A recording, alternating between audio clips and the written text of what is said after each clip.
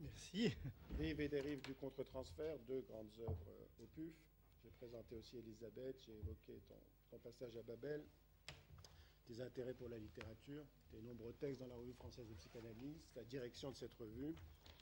Merci. Je n'ai pas dit assez. Généreusement. Je n'ai pas dit assez le bonheur, le plaisir, l'honneur que nous avons à te recevoir. Tu es en concurrence avec Psycho ce soir sur Arte. Oui, mais enfin. Voilà. Il y a pire, Merci d'être là. il y en a qui tombent sur les matchs de foot, c'est encore pire.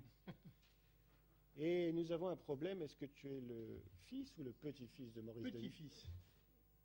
D'accord, donc j'avais raison. Oui.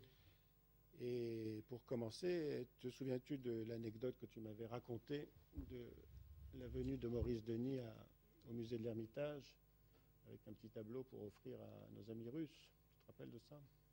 Non. Non, je ne me rappelle pas ça. Eh ben, je te la rappellerai à la fin de ton intervention. Voilà, on va brancher les micros. Les micros. Vous les approchez. Oui. Vas-y, ça.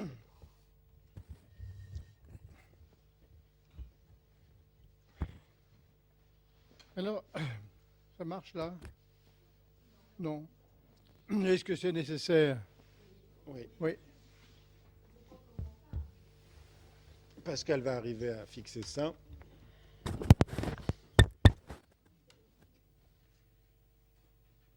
Il va appuyer sur un bouton.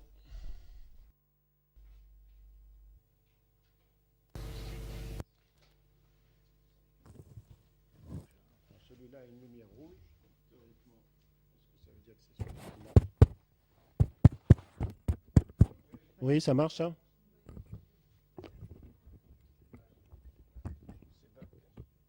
Regarde si ça passe là. Oui, donc ça marche. Alors,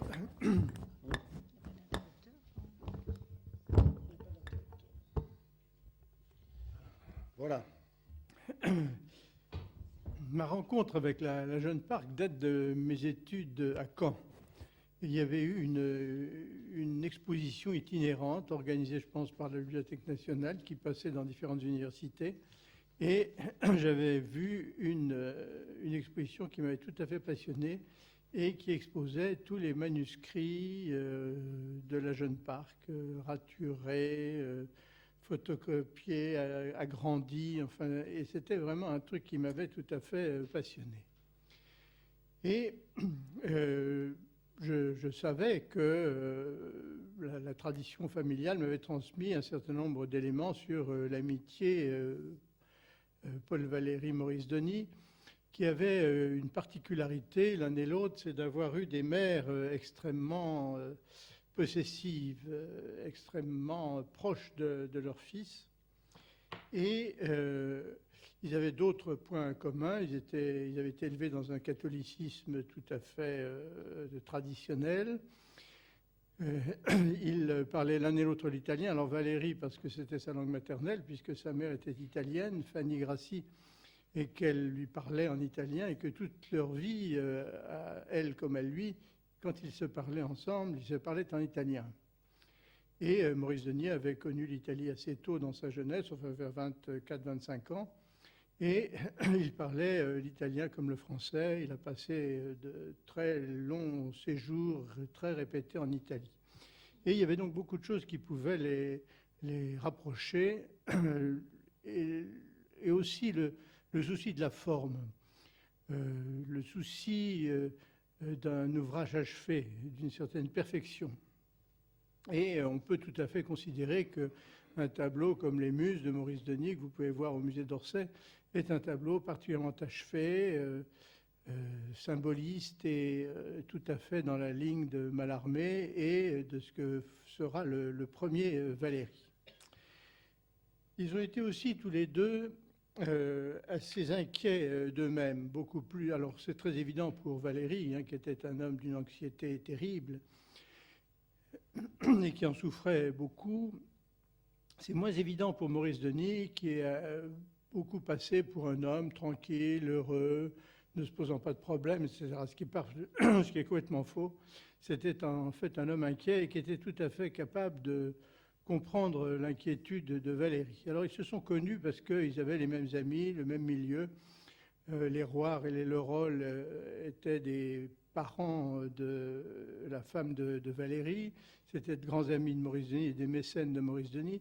Et ils se sont connus dans ce cadre-là. Ils se sont fréquentés sans doute assez tôt dans leur jeunesse. Alors, il n'y a pas de traces très précoces de leur amitié, alors qu'il y a des traces ô combien marquantes de l'amitié entre Gide et Maurice Denis, puisqu'ils ont composé ensemble Le Voyage du Rien, qui a été un des premiers livres illustrés modernes, si l'on peut dire, et les illustrations étant faites par Maurice Denis au fur et à mesure de la rédaction des textes par Gide qu'il lui envoyait. Et il y avait un retour, et la dédicace du numéro 1 de cette édition, de cette très belle édition, est dédicacée par Gide à Maurice Denis, ce voyage vraiment fait ensemble. Et Gide était un très proche ami de Valéry. Il a eu une importance tout à fait considérable tout au long de leur vie à tous les deux. Et en particulier, c'est Gide qui a été à l'origine, finalement, de la reprise d'écriture de poésie de Valéry et de sa reprise de l'écriture tout court, pourrait-on dire, en dehors de ses cahiers. Valéry a vécu, c'était un homme donc extrêmement inquiet, il a passé des moments extrêmement difficiles, très dépressifs, avec des idées de suicide, et il a perdu son père très tôt, il avait 16 ans quand son père est mort. Ses amis de l'époque lui ont rappelé autrefois l'état dans lequel il était au moment de la mort de son père, au point qu'ils étaient paralysés devant lui, n'arrivant pas à lui parler, de peur de réveiller plus encore la douleur qui se lisait sur son visage. Et il a donc réagi beaucoup, tout en parlant relativement peu et en écrivant relativement peu.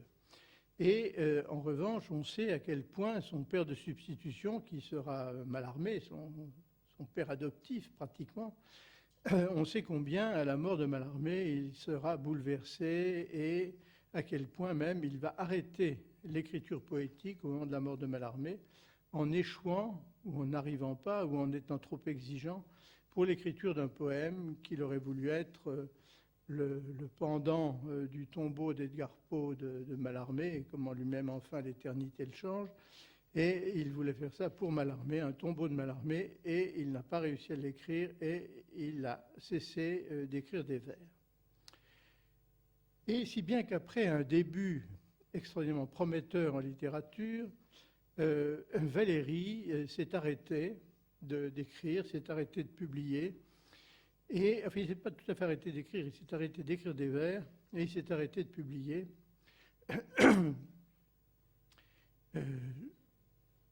Relativement tôt, il a publié Monsieur Test, et puis ça a été tout. Et ensuite, il a cessé de publier quoi que ce soit, si bien qu'il donnait à tous les gens qu'il connaissait l'impression d'une sorte de promesse manquée.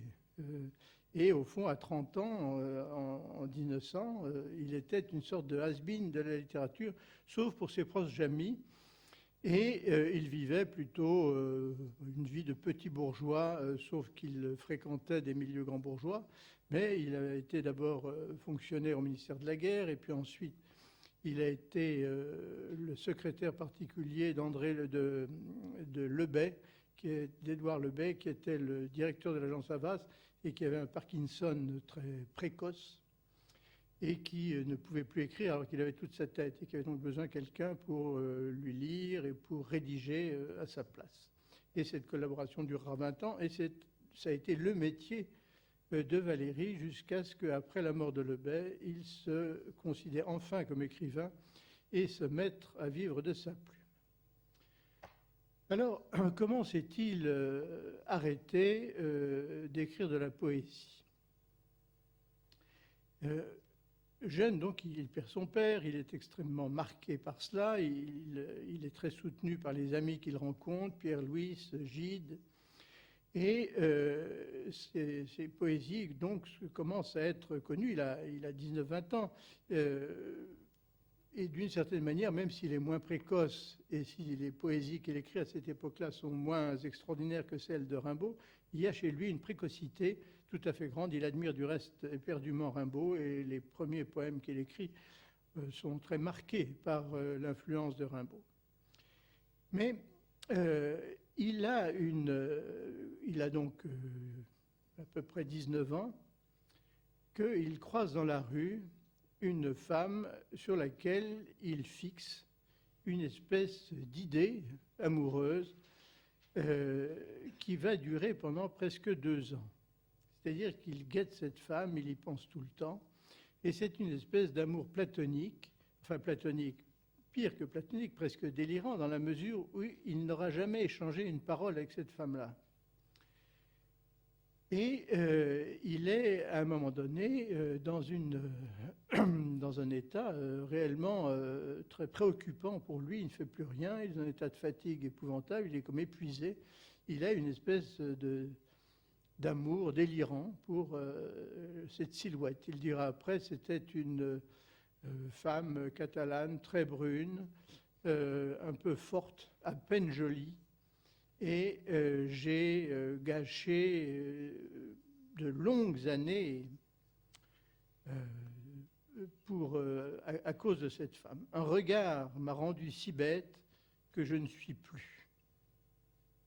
Je me suis rendu fou et horriblement malheureux pour des années par l'imagination de cette femme à laquelle je n'ai jamais même parlé.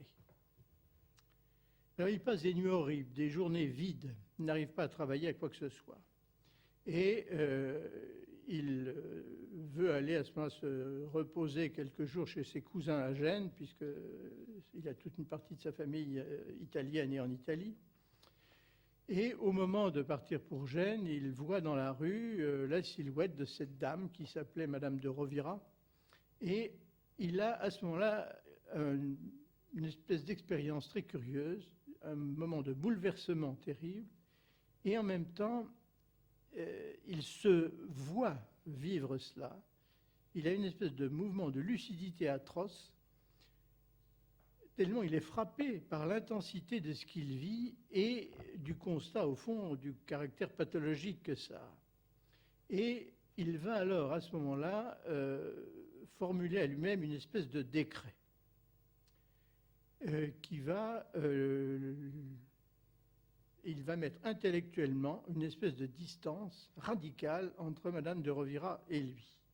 Son biographe, Denis Berthollet, écrit qu'à partir de ce moment, ce qu'il travaille, ce n'est plus l'image de Madame de Rovira, c'est la conscience de cette image et la violence de l'acte de lucidité qu'il s'impose. Le rejet de cet amour délirant aura, dans les semaines qui suivent, une conséquence qui est connue par les amateurs de Valéry comme la nuit de Gênes. Nuit de Gênes que Valéry décrira lui-même comme un coup d'État, ce qui est assez particulier, hein, une espèce de coup de force en quelque sorte interne. Alors, il est à Gênes, il y a un orage terrible, il se réveille et il se réveille où il ne peut pas dormir. Et il écrit ensuite « Nuit effroyable, nuit infinie ». Il écrit en majuscule « Nuit critique ». Je me sens autre ce matin, autre en majuscule. Mais se sentir autre, cela ne peut durer. Soit que l'on redevienne et que le premier l'emporte, soit que le nouvel homme absorbe et annule le premier. Le coup d'État consiste pour Valéry, comme il le dira, à décréter toutes les idoles hors la loi. Je les immolai toutes à celle qu'il fallut bien créer pour lui soumettre les autres, l'idole de l'intellect. Et à partir de ce moment-là, Valéry va mettre une distance considérable entre lui-même et son monde intérieur, et entre lui-même et la possibilité d'un amour qui serait un amour psychique.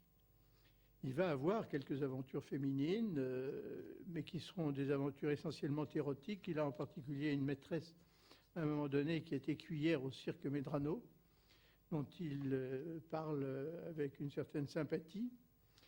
Mais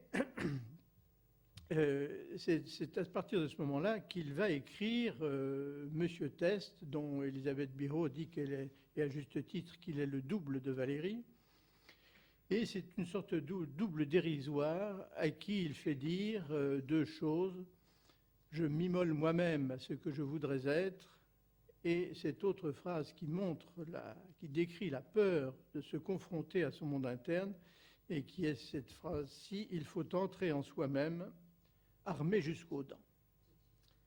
Alors il est frappant de voir à la lecture des cahiers de Valérie, vous savez que Valérie, tous les matins, consacrait les premières heures de la journée à écrire ce qui lui passait par la tête, des notes, et qu'il a accumulées pendant des années. Il a fait ça pratiquement toute sa vie, sauf pendant les quelques jours qui ont suivi son mariage.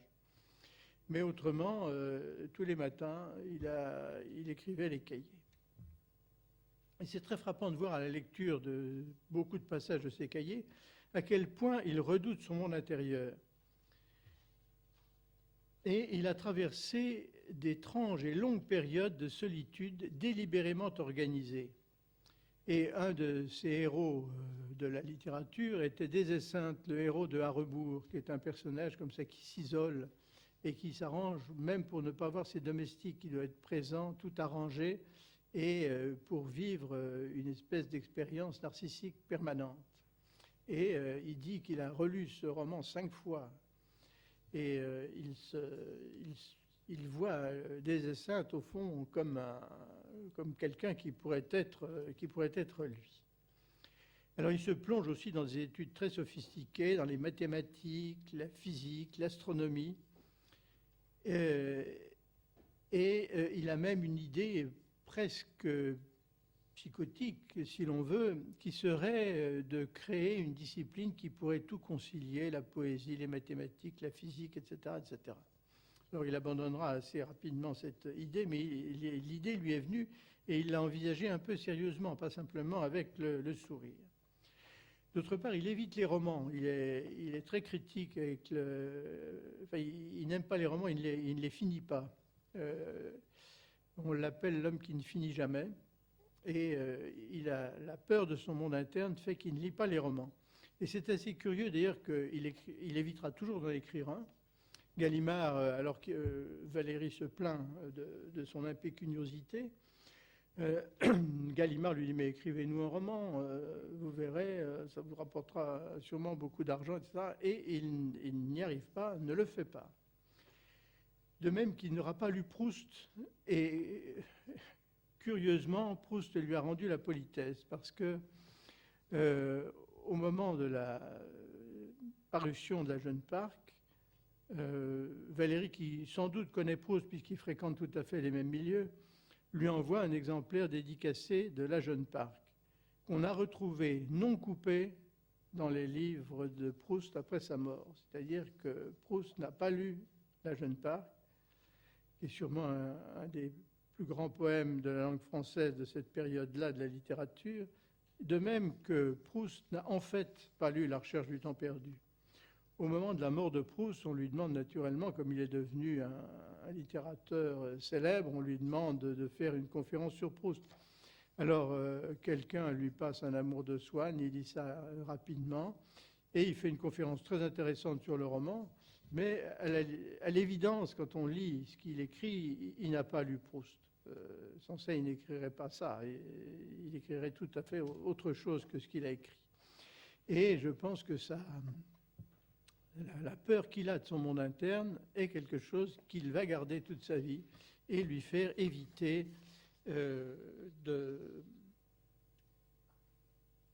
d'essayer d'écrire et d'éviter au fond toute imagination dans une certaine mesure. Alors les cahiers sont tout de même assez moroses. Ils sont très souvent dépressifs, ou alors ce sont des aphorismes, des sortes de courtes maximes, des points de vue, dont certains sont très perspicaces, mais dont certains sont vraiment tout à fait intellectualisants. Pour l'aspect dépressif, on lit par exemple « Je ne suis rien, je ne vaux rien, je ne puis rien. En moi, le grand travail ne s'est pas accompli. En moi, l'univers a perdu son temps. » Tard ce soir brille plus simplement ce reflet de ma nature, horreur instinctive, désintéressement de cette vie humaine particulière, drame, comédie, roman même singulier, et surtout ceux qui se disent intenses, amour, joie, angoisse, tous les sentiments m'épouvantent ou m'ennuient. Et l'épouvante ne gêne pas l'ennui. Je frémis avec dégoût à la connaissance d'être dupe de sa vanité et de sa sottise, à la connaissance d'être la dupe et le prisonnier de mon reste, enchaîné à ce qui souffre, espère, implore, se flagelle à côté de mon fragment pur. Pourquoi me dévores-tu si j'ai prévu ta dent? Par rapport à sa peur des relations personnelles intenses, pour les relations d'amitié, il est relativement à l'aise, mais malgré tout, peut-être pas si à l'aise que ça. Il écrit par exemple « Autrui fut mon poison.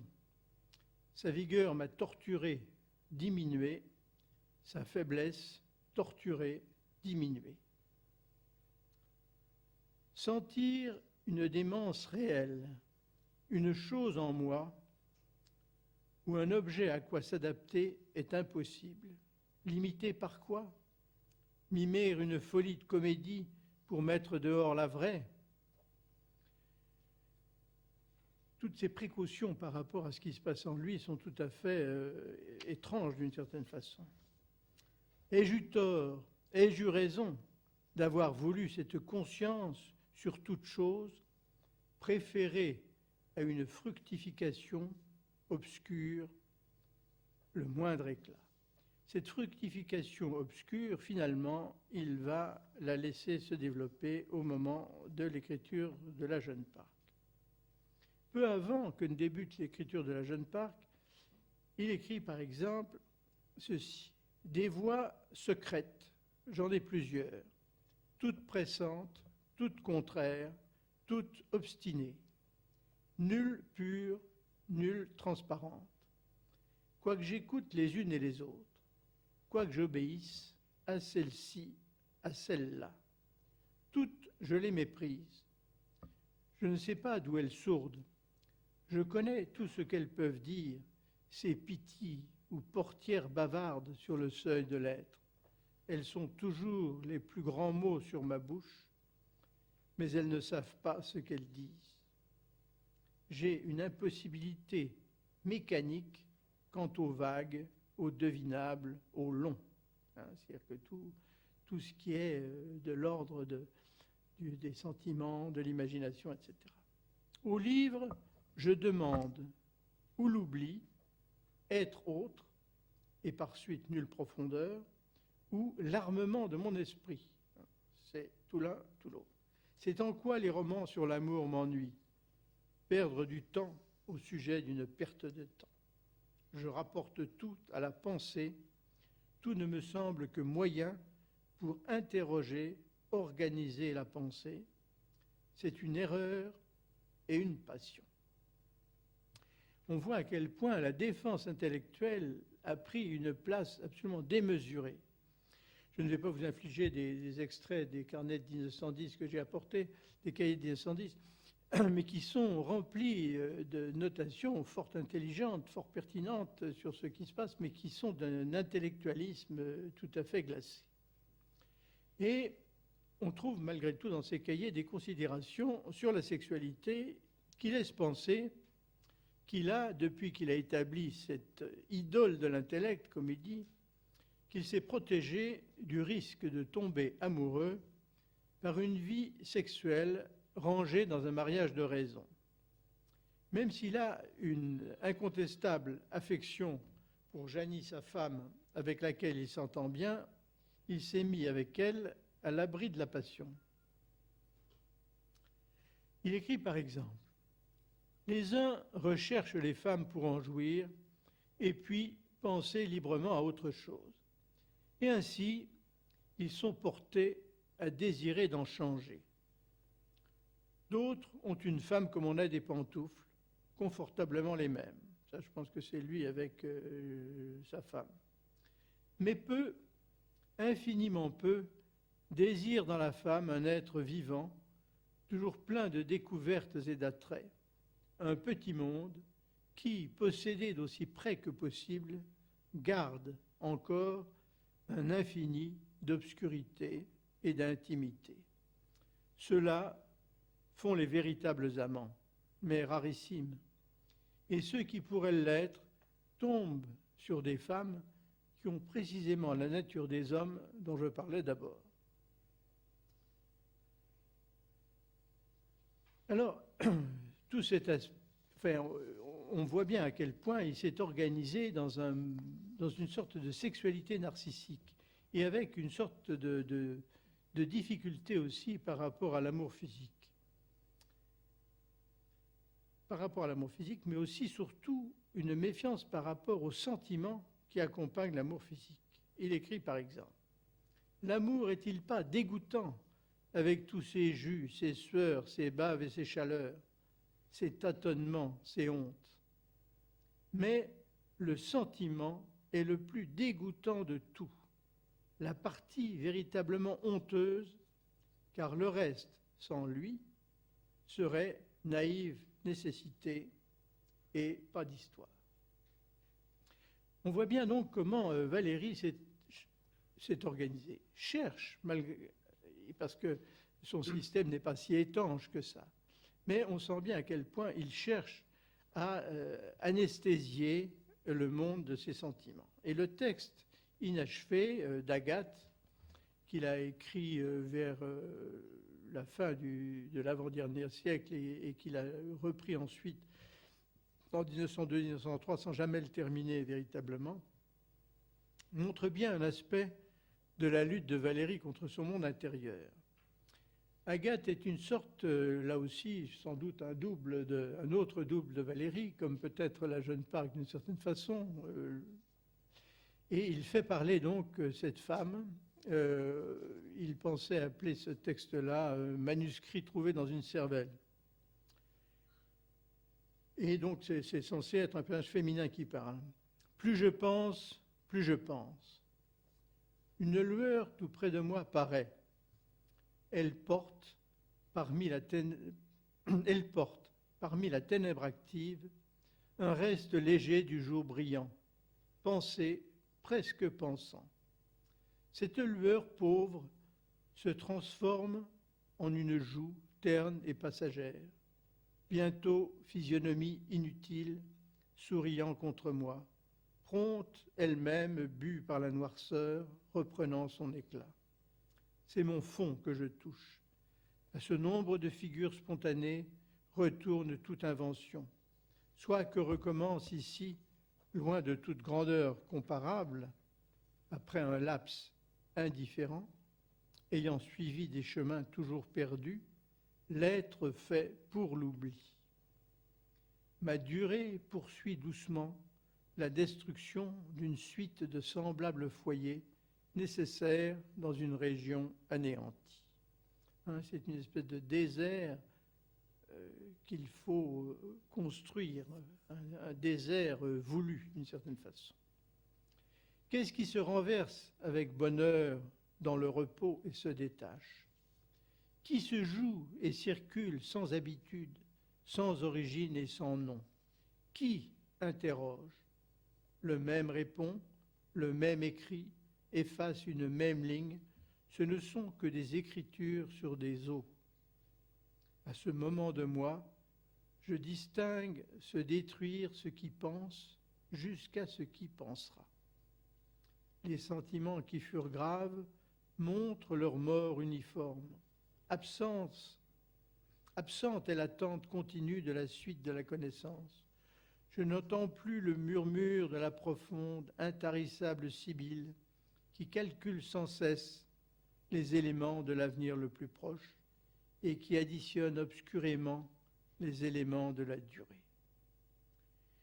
Dans ce texte qui s'immobilise, alors que Valéry n'écrit plus que ses cahiers, dont il ne sait que faire du reste, on voit la pensée qui se joue contre elle-même et se referme. La Jeune Parc, ça va être le réveil d'Agathe. Le premier vers de la Jeune Parc a surgi inopinément. Qui pleure là, sinon le vent simple? Le qui interroge d'Agathe va être remplacé par le qui pleure de la Jeune Parc. Les pleurs, l'affect, la larme qui tient une très grande place dans le poème, la Jeune Parc, les pleurs, la larme, l'affect remplacent l'interrogation de l'intellect. Il est difficile, sinon impossible, de savoir ce qui a remis Valéry en route. Depuis quelques années, il vit une vie assez heureuse à certains égards, mais il n'écrit plus que ses cahiers. Et on peut penser que c'est la conjoncture formée par l'insistance de Gide pour qu'il réunisse ses vers anciens. Alors il en a un petit peu honte, il a du mal, il les juge mal, quand il les reprend, il cherche à les corriger, puis il trouve que ça va faire un petit volume complètement ridicule, qu'il faudrait mettre à la fois de la prose, Monsieur Test en gros, et puis les albums de vers anciens. Et puis ça lui plaît pas, il faudrait qu'il écrive autre chose. Enfin, il y a une espèce de pression pour qu'il écrive et pour qu'il publie. Et c'est Gide qui le pousse beaucoup. Et d'autre part, Gallimard va republier, donc, dans ces années-là, en 1912-13, les œuvres, enfin, il va faire une édition, donner une édition de la poésie de Mallarmé. Et visiblement, le fait que celui qui fut son maître et son père spirituel doivent être republiés, lui fait vraiment quelque chose. Il écrit à un moment donné, oh puis non, publier mes vers juste à côté de Mallarmé, c'est à peu près insoutenable, c'est pas possible de vivre une chose comme ça. Et malgré tout, il se remet en route à ce moment-là, et les vers lui viennent par bribes. Il y a des vers qui lui viennent quand il se promène dans la rue, et il l'écrit par exemple à Pierre-Louis. J'ajoute que ces trois vers, je te chéris éclat jusqu'à reconnaissance, qui sont en fait des vers que finalement il n'aura pas retenus dans le poème définitif ou qu'il a modifié. J'ajoute que ces trois vers me sont venus il y a 15 jours, tout rôtis de la muse, sans attente ni provocation, et dans la rue, je leur ai fait une place. Mais il parle aussi à Pierre-Louis des parties honteuses du poème qui ne t'ont pas été révélées. C'est-à-dire que il quitte d'une certaine façon cette volonté de rationaliser, de contenir par l'intellect tout ce qui se passe en lui. Il laisse surgir dans sa tête un certain nombre d'éléments, de vers, de morceaux. Il écrira par exemple « Je n'ai pu me tirer de l'affaire qu'en travaillant par morceaux. Cela se sent et j'en sais trop sur mes défaites. De ces morceaux, il en est un qui seul représente pour moi le poème que j'aurais voulu faire. Ce sont les quelques vers qui commencent ainsi. Oh, n'aurait-il fallu, folle, etc. » Je vous lis le passage de la Jeune Parc auquel Valéry se réfère comme le morceau qui aurait été ce qu'il aurait voulu que l'ensemble fût. Oh, n'aurait-il fallu, folle, que j'accomplisse ma merveilleuse fin de choisir pour supplice ce lucide déteint des nuances du sort. Trouveras-tu jamais plus transparente mort, ni de pente plus pure où je rampe à ma perte, que sur ce long regard de victime entr'ouverte, pâle qui se résigne et saigne sans regret, que lui fait tout le sang qui n'est plus son secret. Donc ces vers, ces morceaux sont venus comme d'eux-mêmes et les utilisent ensuite comme des éléments pour la composition du poème, composition à laquelle il va se consacrer de plus en plus et finir par ne plus pouvoir s'en détacher. Et il dira d'ailleurs que ce poème a commencé comme un exercice et puis qu'il est devenu quelque chose de tout autre. Il va même dire qu'à un moment donné, c'est une scie et qu'il n'arrive plus à s'en défaire. Et il va écrire à ce moment-là, dans l'été 1916, il est en plein travail pour la Jeune Parc, Maurice Denis l'invite à venir passer des vacances à Perros-Guirec où Valéry est déjà venue plusieurs fois. Ils ont souvent parlé ensemble, discuté art, poésie, etc., etc. Maurice Denis aimait beaucoup la poésie, ils étaient wagnériens aussi tous les deux, ils avaient la musique l'un et l'autre. Et ils avaient ils promenaient beaucoup ensemble avec des conversations comme ça que Maurice Denis note quelquefois dans son journal. Intéressant bavardage de Paul Valéry. Et voilà la lettre que je vous lis et qui montre à la fois le côté amuseur de Valéry, son ironie par rapport à lui-même, et puis l'attachement qu'il a au poème en cours. Je lis dans les mains de mes enfants la plus aimable des cartes. Je vois un paysage choisi, j'entends des paroles pleines de grâce. Vais-je me jeter sur la valise qu'on me presse si gentiment de saisir? Paix, faux col, chaussettes, bas les pattes, rompez, reptiles de couleur, venimeuse cravate, et reste à ton poste debout, rude factionnaire à tout poil, brosse à dents. Quelle vertu me manque pour apaiser tout ce petit monde de voyageurs intimes, quand moi-même je ne rêve que Perros et que Trestrignel et des îles, etc., et des tas de vagues, de cigarettes roulées comme par elles et causeries. Voyez-vous, mon cher ami, la sagesse et le paradis, tout cet éther se figure pour moi par un bon mélange de solitude et de conversations alternées dans l'air marin. Je compose de bonnes brises et de propos l'éternité bienheureuse qui suffit à mon genre de désir. D'autres espoirs aussi. J'ai là une sorte de poème qui ne veut s'achever. Un monstre gonflé des loisirs de mon inutilité pendant la guerre, on est en 1916. Sans sujet, sans nom, sans âge certain, hydre indéfiniment extensible, qui se peut aussi couper en morceaux, dont je ne dis pas que ce serait autant de morceaux vivants. Bref, c'est aussi un train d'alexandrin, plus régulier que ce n'est la mode. Un train qui, pour ma stupeur, est sorti de mon long tunnel, un serpent de trucks, disons-le, chargé de toutes les sottises que je n'ai pas écrites pendant 20 ans et quelques années d'abstentions et abstinences sérieuses. Le point est intéressant, chargé de toutes les sottises, c'est-à-dire de tout ce qu'il a contrôlé, réprimé, refoulé, réprimé beaucoup pendant les années qui ont précédé. Et il poursuit. Qui me l'eût dit, j'aurais ri à son nez. Mais enfin, je suis excédé de cet involontaire Énéide. Et pourtant, il me choquerait de laisser en plan un si long discours sans motif. Passe-temps d'abord, puis un irritant exercice, une scie désormais. Mais où trouver la force d'y revenir sans dégoût, d'achever comme on fait d'une bête blessée? Où reprendre l'appétit de s'y réattabler? Perros me souriait, Perros parbleu. Mon œil chercheur connaît trop le mur d'en face pour en extraire encore une idée, une inflexion. J'ai épuisé la vertu illuminative de ces 3 tuyaux de cheminée.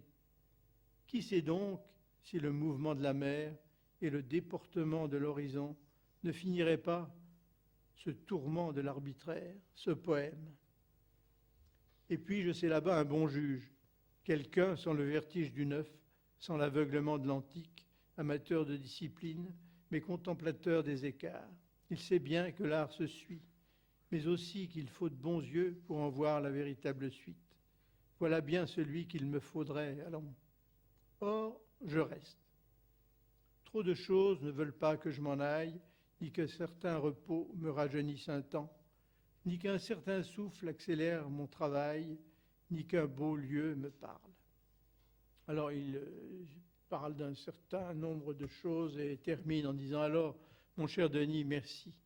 Quel ennui de vous remercier par écrit d'un appel si charmant, si conforme à mon désir et si contraire à tout ce qui est moi, malgré moi.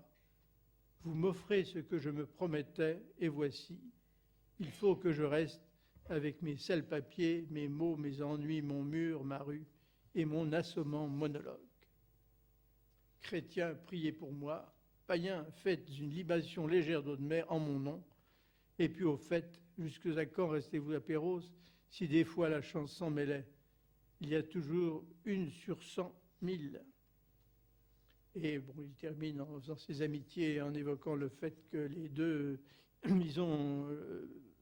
Maurice Denis et Valérie ont eu à 1 an d'intervalle chacun un fils qui s'appelle François dans les 2 cas.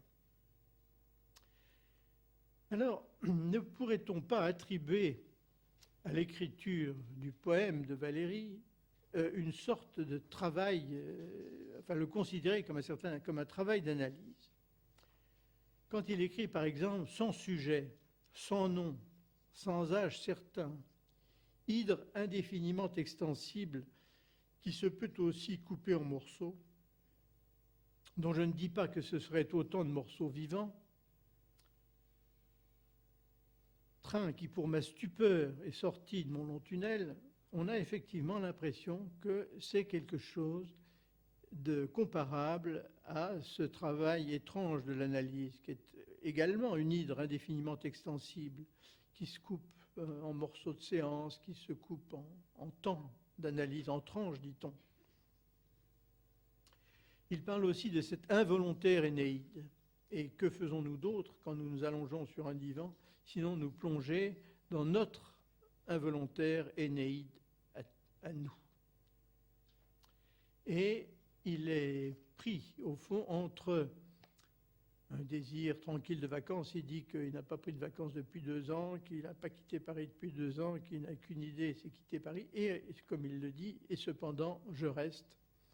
Désir de vacances, si contraire à tout ce qui est moi, malgré moi. Et là, il parle de ce que dit Freud quand il dit que le moi n'est pas maître chez lui, il n'est pas maître en sa propre demeure.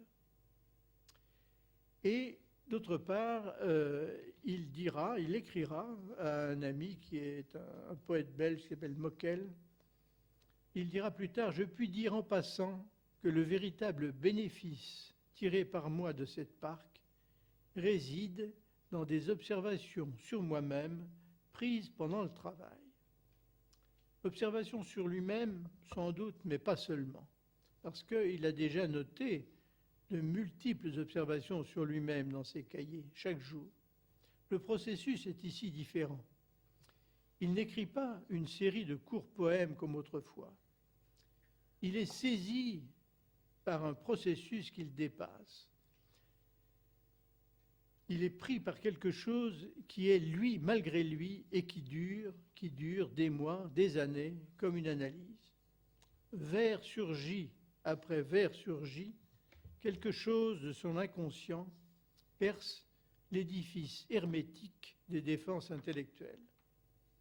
Le caractère énigmatique du poème, par moments, n'est pas voulu, mais la conséquence du compromis que constitue la formulation poétique à laquelle se soumet Valérie.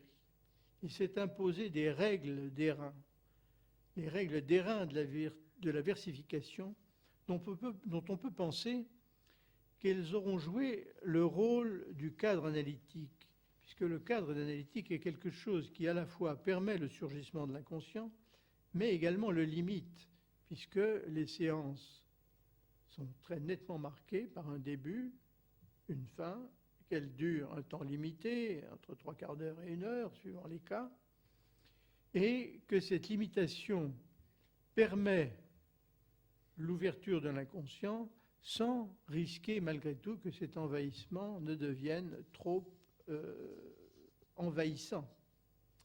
Et on peut penser donc que cette espèce de carcan du vers aura été pour Valéry le moyen de limiter le surgissement de l'inconscient qui surgit comme ça par bouffées et qui aboutissent à ce poème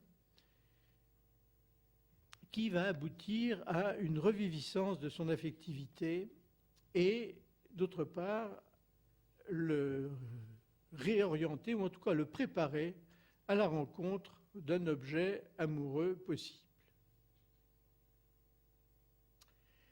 La pensée organisatrice du vide objectal, telle que je vous l'ai citée à partir d'Agathe, s'ouvre à la possibilité du mouvement vers un objet d'amour, bien que chaque baiser présage une neuve agonie, comme il l'écrit. Mais Agathe s'éveille dans la Jeune Parc, peu à peu. Au début de la Jeune Parc, c'est encore Agathe qui parle et se défend après que le serpent de l'objectivité l'ait mordu. Et moi vive debout, et de mon néant secrètement armé, mais comme par l'amour une joue enflammée, et la narine jointe au vent de l'oranger, je ne rends plus au jour qu'un regard étranger. Mais je sais ce que voit mon regard disparu. Mon œil noir est le seuil d'infernale demeure. Je pense, abandonnant à la brise les heures et l'âme sans retour des arbustes amers, je pense, sur le bord doré de l'univers, à ce goût de périr qui prend la pythonisse, en qui mugit l'espoir que le monde finisse. L'idée du suicide apparaîtra à différents moments dans le poème, mais elle sera finalement conjurée par un mouvement au contraire vers la vie et vers l'amour objectal. L'idée de suicide, par exemple, réapparaît. Non loin, parmi ses pas, rêve mon précipice. L'insensible rocher, glissant d'algues, est propice à fuir, comme en soi-même ineffablement seul, commence.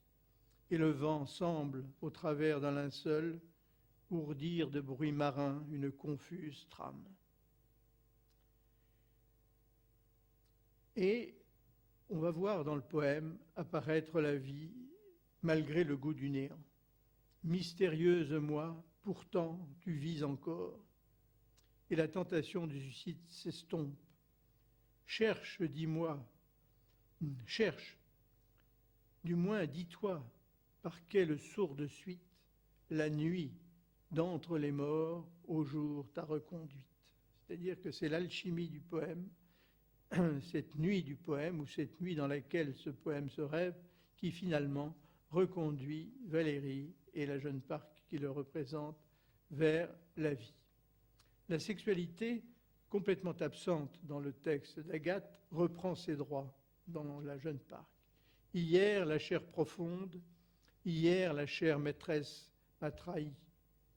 À quel détour caché mon cœur s'est-il fondu? Quel conque a redit le nom que j'ai perdu? Le sais-je?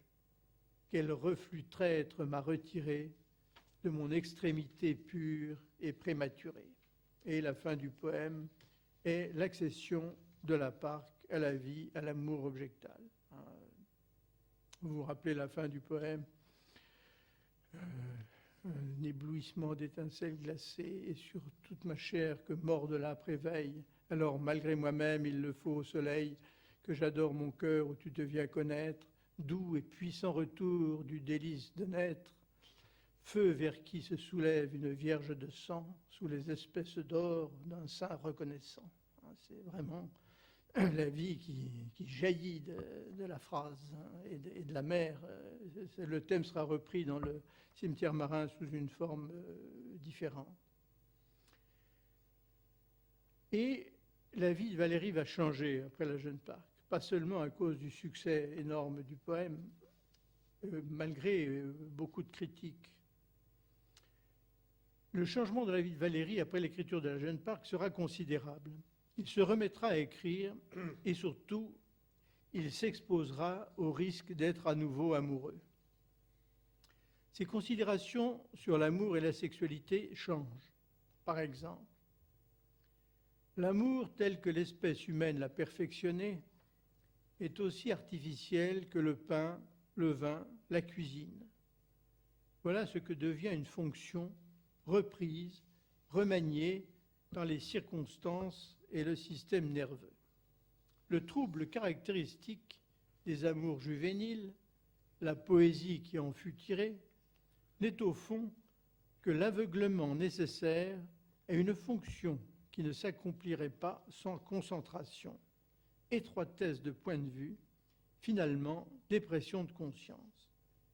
Il faut que l'ensemble de l'être laisse les voies libres et lui permette sa vitesse fulgurante, quelles que soient les circonstances. C'est-à-dire qu'au fond, là, Valéry raconte comment lui s'en est sorti avec la sexualité en la prenant, donc, comme il leur a dit, comme une naïve nécessité et en mettant le sentiment de côté. Mais tandis que l'aveuglement original, aveuglement donc du jeune homme, ne laissait percevoir que l'objet purement fonctionnel nécessaire, c'est-à-dire un spécimen de l'autre sexe, et ce demeure tel pour le jeune homme, Valéry Dixit, l'aveuglement plus tardif est plus restrictif, c'est-à-dire l'amour de l'homme fait, si je puis dire. Il ne perçoit que tel individu plus défini, plus excitant. Le chiffre de la combinaison secrète est plus compliqué. L'auto-analyse de Valéry lui fait ici diagnostiquer, de façon trop affirmée, mais pour maintenir rétrospectivement la nécessité de ce qu'il a vécu, le caractère narcissique de la sexualité juvénile avec la contingence de la partenaire sexuelle, un spécimen de l'autre sexe. Mais il constate, peut-être à regret, que les choses sont plus difficiles pour l'aveuglement plus tardif de son âge mûr. L'objet n'est plus contingent, mais plus défini. Et il écrit ceci à ce moment-là, alors qu'il a déjà rencontré Catherine Pozzi, « Que je le veuille ou non, vous faites battre mon cœur. Il suffit de votre approche pour troubler mon horloge. Vous hâtez étrangement ma vie. » Ce mouvement accéléré n'est plus en accord avec celui qui admettait dans sa période l'arrangement naturel de mes pensées. Pour se débarrasser de ces forces étrangères qui font souffrir, je leur cède pour un moment. Je les laisse trouver leurs effets. Je suspends mon existence permanente. Je vous saisis, je vous réduis, je meurs et je retrouve ma vie ordinaire au moyen de vous-même qui l'aviez troublée. La fonction de rétablissement par la sexualité du fonctionnement narcissique, troublé par l'amour pour l'objet, par l'approche de l'objet, et pas seulement par le désir sexuel, est ici trop bien décrite. Je retrouve ma vie ordinaire au moyen de vous-même qui l'aviez troublée. L'autre est ici un moyen, une partenaire, mais aussi un objet d'amour, comme en témoignent ces lignes. Je sais que le moindre rien te détourne vers moi. Il y a des riens là-bas autour de toi et des riens ici autour de moi dont la fonction humble et miraculeuse est de rapprocher moi à toi et toi à moi. Si ces riens n'existaient pas, on serait condamné à s'oublier. Voilà une étrange vérité. À peu près 3 ans après l'apparition de la Jeune Parc, il rencontre Catherine Pozzi et il va connaître avec elle la plus grande passion de sa vie et qui va le bouleverser complètement. Et il écrira « Si je me regarde historiquement, je trouve 2 événements formidables dans ma vie secrète. Un coup d'État en 1892 et quelque chose d'immense, d'illimité, d'incommensurable en 1920. J'ai lancé la foudre sur ce que j'étais en 92. 28 ans après, elle est tombée sur moi de tes lèvres. » La relation va être effectivement d'une intensité tout à fait considérable entre cette femme qui est la veuve d'Édouard Bourdet, enfin la veuve divorcée, elle n'est pas encore veuve de Bourdet, elle est séparée de Bourdet, qui est un homme de théâtre, qui a écrit pas mal de pièces de théâtre, et qui s'intéresse à tout. Elle est la fille d'un gynécologue célèbre, elle a vécu dans des conditions de richesse tout à fait considérables. Son père est assassiné par un patient à qui il a enlevé un testicule pour cancer. Et c'est une femme seule, d'une intelligence tout à fait considérable. Et ils vont avoir une passion à la fois charnelle, sentimentale et intellectuelle extrêmement forte. Elle s'intéresse beaucoup aux sciences, elle fait de la biologie, elle a travaillé à des tas de choses, et ils ont des quantités d'intérêts croisés avec Valérie, et il semble que leur première conversation qui les a charmés l'un l'autre était autour du principe de Carnot. Comme quoi on peut séduire avec des tas de procédés. Peut-être qu'on néglige trop le principe de Carnot dans un but de séduction. Mais la relation, elle a un caractère de chien. Hein. Catherine Pozzi, bon, elle est malade, elle est tuberculeuse, elle prend pas mal d'opium et de trucs comme ça pour se soigner. Et il va y avoir une rupture, et puis grave, puis ensuite ils se reverront, puis ils rompront à nouveau. Enfin, ça va traîner pendant un certain temps. Mais il s'est passé, en tout cas pour Valérie, quelque chose, comme il dit, d'immense. Et la rupture est immense, elle aussi. Hein. Et pour Berthollet, son biographe, ce qu'il a délibérément écarté de son champ d'investigation, jadis, a envahi depuis 2 ans son être et ses réflexions. Son identité s'est effondrée. L'existence de Valérie se joue dans ce drame qui le précipite au fond des abîmes au-dessus desquels il pensait pouvoir se tenir par la seule force de son esprit.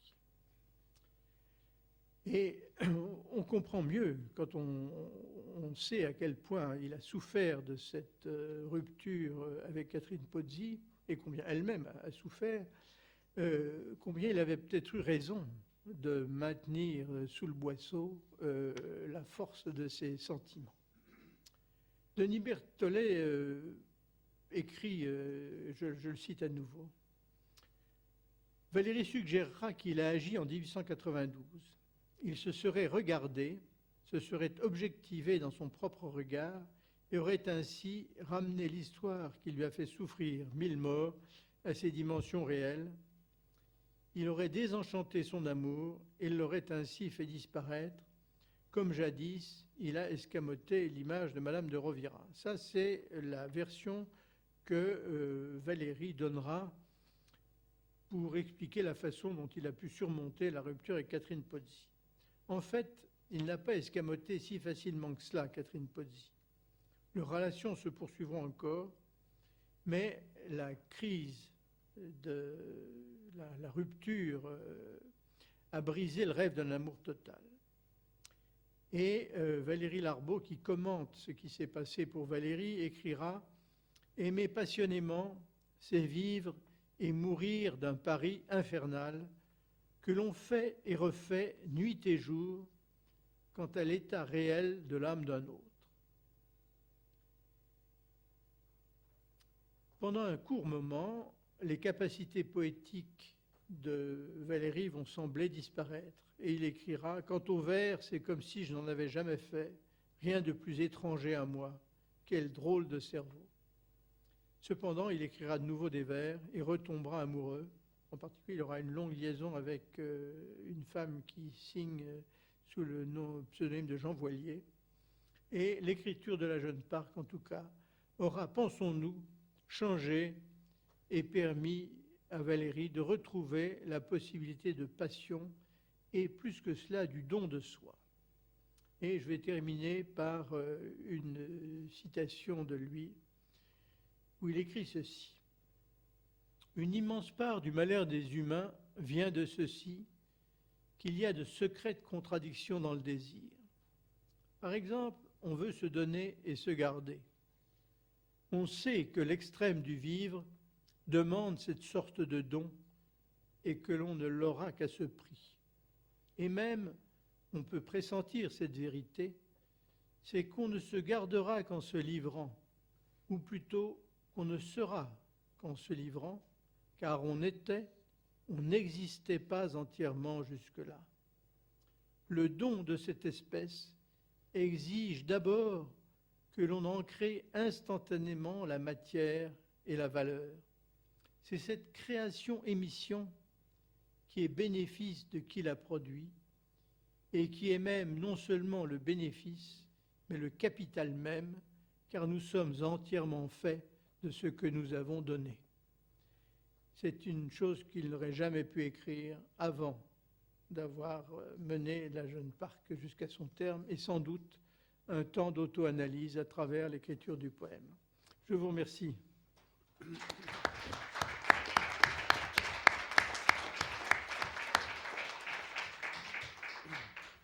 Merci beaucoup Paul. Elisabeth, tout de suite.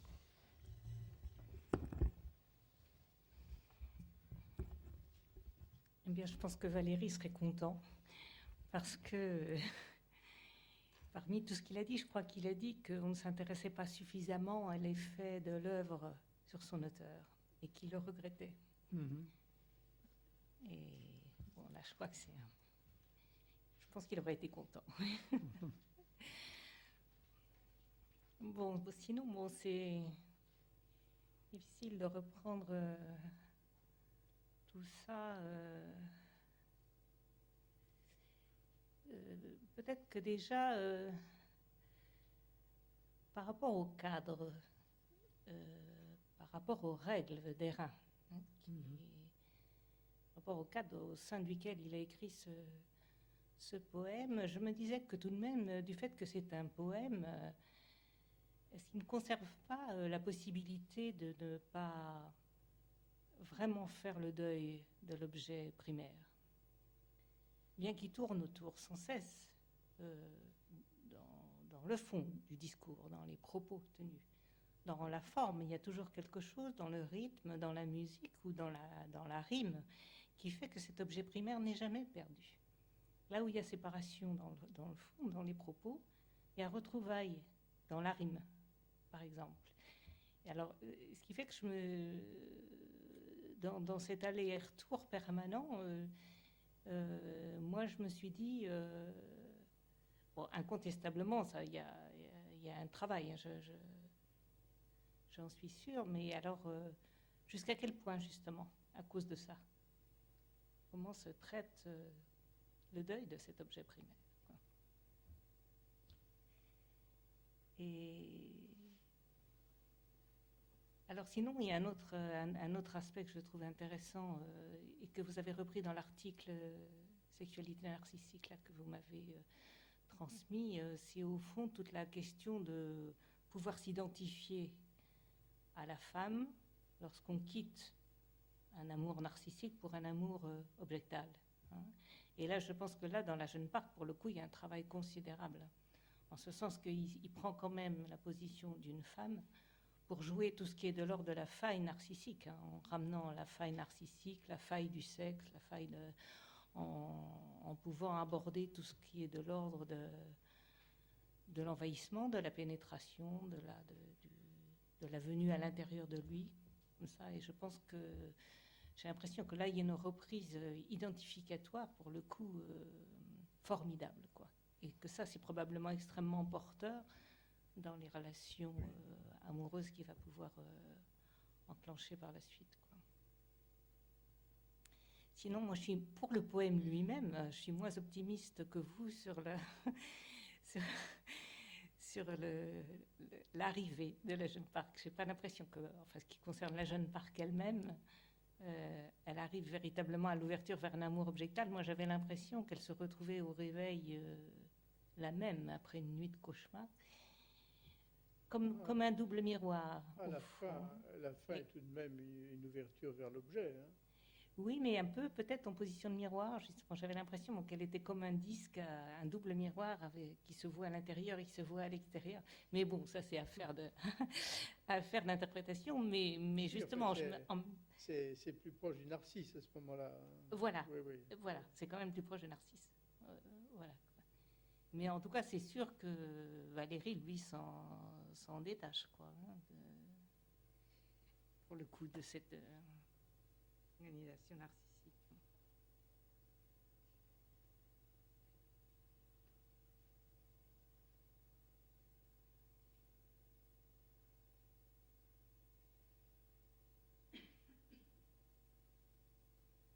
Alors Valérie a dit, enfin, il a énormément commenté hein, la Jeune Parc, évidemment. Hein. Et alors, ce qu'il en a dit, c'est que, au fond, si on savait lire la Jeune Parc, si on trouverait son autobiographie, mais dans la forme hein, et pas dans le fond. Et en même temps, ce qui est une manière, effectivement, de se défendre de tout ce qu'il dit dans le fond sans se rendre compte. Parce qu'il prétend que, par exemple, tout ce qui est de l'ordre de la sexualité, il l'a réintroduit après, hein, volontairement, le passage du printemps, etc. Alors qu'en fait, bon, c'est un tissu, évidemment, tout est sexuel dans son texte. Quoi. Et c'est très étonnant de voir la manière dont il s'en défend. Enfin, c'est très curieux. Ça. Oui, C'est pour le coup d'une naïveté extraordinaire. Hein. À la fois d'une naïveté, et ça va avec cette espèce de pudeur qu'il avait de jamais rien raconter de sa vie privée. Il écrivait quelques poèmes érotiques. Et le seul personnage à les avoir lus, c'est Henri Mondor, qui était donc chirurgien, comme vous savez, spécialiste de Mallarmé, qui connaissait bien et qui aimait bien Valérie, et Valérie le lui rendait. Mais alors le côté paillard de Mondor, le côté salle de garde de Mondor a fait qu'il lui a fait lire ses poèmes érotiques. Et Mondor a dit qu'ils étaient pas mal, mais il ne les a pas mémorisés. Et ils ont dû passer à la trappe, au moins qu'ils existent encore quelque part dans un vague carnet, mais pas sûr. Il avait un côté potache, hein, quelquefois. Il aimait faire de temps en temps des vers de mirliton.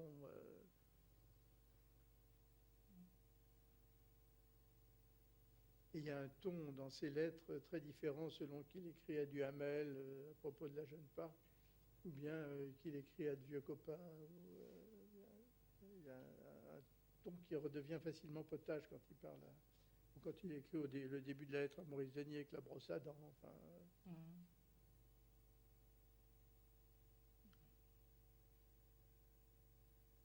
Et c'est vrai que il ne voulait pas être deviné. Et le côté un peu énigmatique du poème est à la fois pour lui et pour les autres.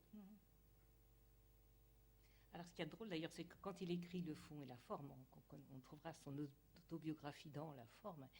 Il met le fond en italique et la forme, il l'écrit normalement. Ça, oui. Et il inverse de cette manière-là. Enfin, il y a toujours un jeu d'inversion comme ça, de cache-cache, qui est absolument passionnant, enfin, y compris sur le plan poétique. Quoi.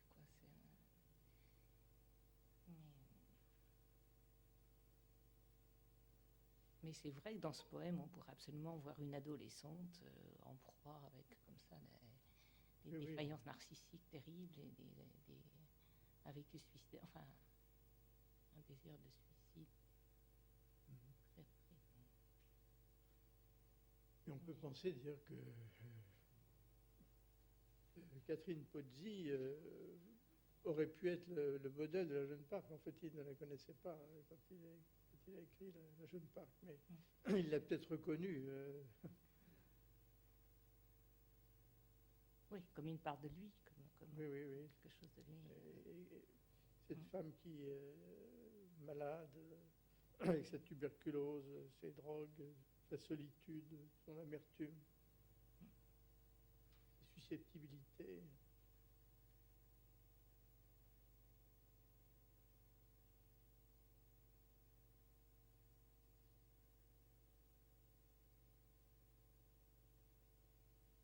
Alors, je ne sais pas ce que vous en pensez aussi. Moi, j'avais lu que, au fond, le fait que la guerre avait probablement influencé cette reprise d'écriture aussi. Oui. oui. Il le redit, que mon oisiveté pendant la guerre. Voilà. Il l'a beaucoup dit lui-même. C'est possible. Il se sentait très inutile. Il y a une lettre à Duhamel où il explique que Duhamel vient de publier un livre sur ce qui a été publié un article, pardon, sur ce qui a été publié de littérature pendant la guerre de 14. Et Duhamel dit qu'il a été frappé de la placidité de nombre de poèmes qui ont été... Enfin, je ne sais pas les termes exacts de Duhamel, mais c'est à peu près ça qu'il dit, la placidité, la tranquillité des poèmes qui ont été écrits pendant cette période. Et alors Valéry, qui a lu le truc, lui écrit en disant « Je me suis reconnu dans ce que vous avez écrit ». Il pense effectivement que il y avait là quelque chose qui visait aussi à donner une illustration pour faire vivre la langue française qu'il considérait comme menacée. Oui, ça, voilà, sauver la langue.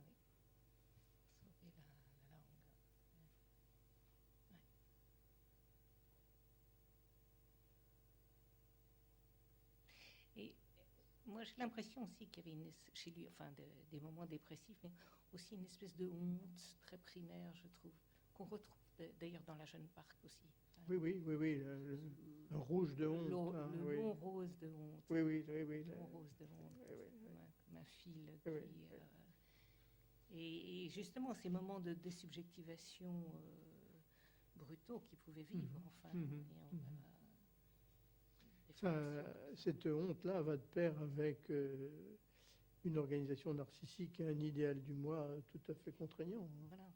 Il est effectivement sûrement plus sensible à la honte qu'à la culpabilité.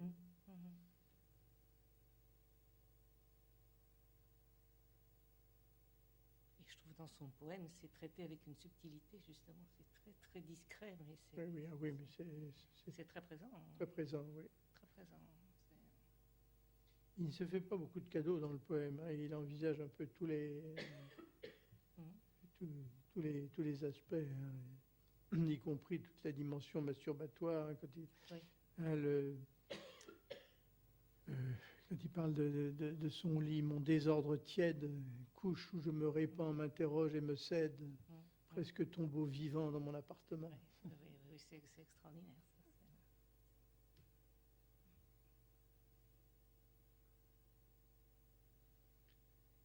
Mais je crois que vous avez raison de souligner que dans le rythme, dans la musique du poème, et Dieu sait qu'il attachait de l'importance à la musique du poème, il y a quelque chose qui est un contact avec l'objet primaire, l'objet d'autrefois. On peut peut-être même voir quelques... Je ne sais pas si on pourrait trouver beaucoup d'italianisme dans la Jeune Parc. Il y en a un dans le cimetière marin, debout dans l'air successive. Verser mon corps, cette forme pensive. Successiva, c'est vraiment de l'italien, ça. Mais c'est certain que ce plaisir de la musique, du vers, il l'avait interrompu, il l'avait arrêté complètement, et il le retrouve d'une certaine manière. Alors, c'est peut-être le deuil de Mallarmé qu'il fait. Mallarmé qui allait tous les dimanches matins, je ne sais plus quel concert public, genre... concert du dimanche matin au théâtre. Il y avait ça autrefois à la compagnie Renaud Barrault, tous les dimanches matins à 11h, il y avait un concert. Alors Mallarmé y allait pour étudier la musique et essayer de faire un jour un poème qui serait de la musique. Oui, il le dit. Enfin, c'était enfin, la Jeune Parc, c'était ça. Hein. Oui, oui. Il voulait faire un chant, enfin. Oui, oui, oui. Avec une contralto. La voix d'une contralto. Mais on voit bien que les rimes, par exemple, la rime entre voir et boire. Hein, voir seulement et ne pas boire, et la rime est quasiment équivalente, rejoint la disjonction, quoi. Et c'est tout le temps comme ça, quoi. Oui. Tout le temps, tout le temps.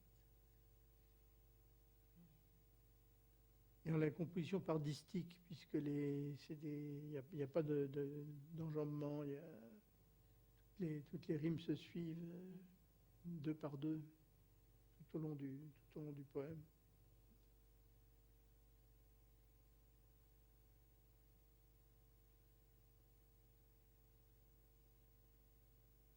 Et il disait d'ailleurs que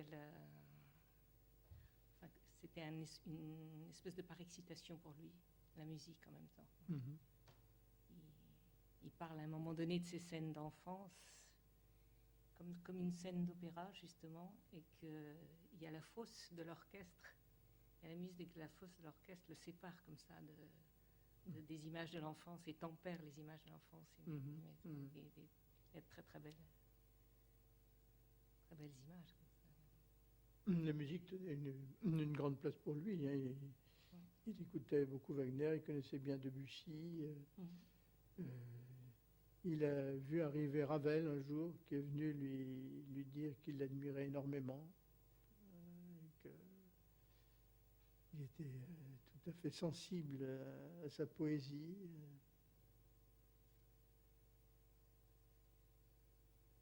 Janie, sa femme, était une bonne pianiste. Ah, oui, si.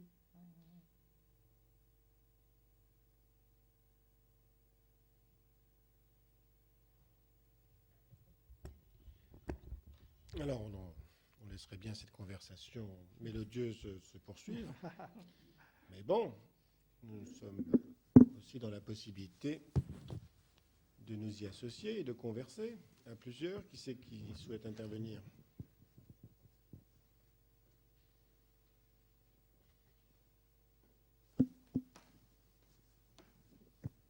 Moi, je ne crois pas qu'il y ait de création qui ne soit pas peu ou prou une tentative de retrouvailles avec l'objet. Et tout singulièrement et particulièrement la poésie. Et que là, en tout cas pour ce qui concerne Paul Valéry, on a un exemple de tentative de cerner au plus près, d'appréhender un objet nostalgique, dépressif, en suspens. C'est un des textes importants de Paul Denis. Mais qui a, alors comme pour Rimbaud, à mon avis, un plus, qui est que ce passage à l'acte dans l'écriture poétique après un temps infini de procrastination, probablement répond à un besoin impérieux chez lui de trouver une forme à son informe. C'est sa phrase, c'est le doute qui est à l'origine de l'informe, à sa déréliction, à sa moment de dissociation, à sa plongée mélancolique, je ne sais pas. Mais comme Rimbaud, il se baigne dans le poème, il trouve une forme dans l'accordage du son et du sens. Il parvient enfin, en passant de Monsieur Tess à la Jeune Parc, à rendre sensible l'intelligible. Et c'est une victoire considérable pour un procrastinateur de mettre un peu de sensible dans l'intelligible, quoi. Ça donne une vivance émotionnelle qui donne la prosodie du poème, qui n'est plus la prose, quoi. Le passage de la prose, surtout la prose défendue, archi-structurée de M. Test, à cette espèce d'alchimie du verbe qu'il trouve dans la Jeune Parc, qui est une façon de se dégager de cette science, de cette pertinence, de cette prégnance de l'intelligible qu'il y a chez M. Test, pour accéder à quelque chose de supérieur, le sensible, qui dit la vérité, la vivance émotionnelle au plus profond. Et ça aussi, c'est quand ça se passe bien en analyse, c'est un peu ce qui se passe, voire même. C'est de se dégager de cette espèce de construction très cadrée, de l'histoire qu'on se raconte et de se laisser déborder par l'affect et de lui permettre de se dégager de la certitude pour accéder au doute. Et dans le doute, il y a l'affect qui est beaucoup plus vivant que la certitude qui fermait les choses. Ce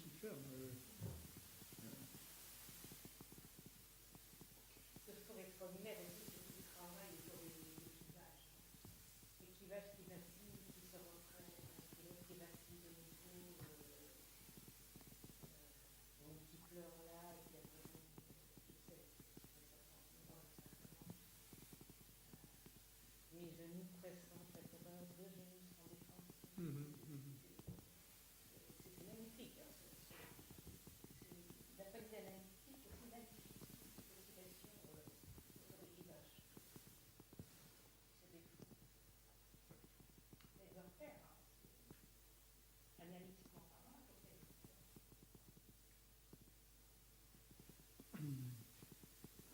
C'est étonnant de savoir que la composition était sur une longue durée et associative sur une longue durée.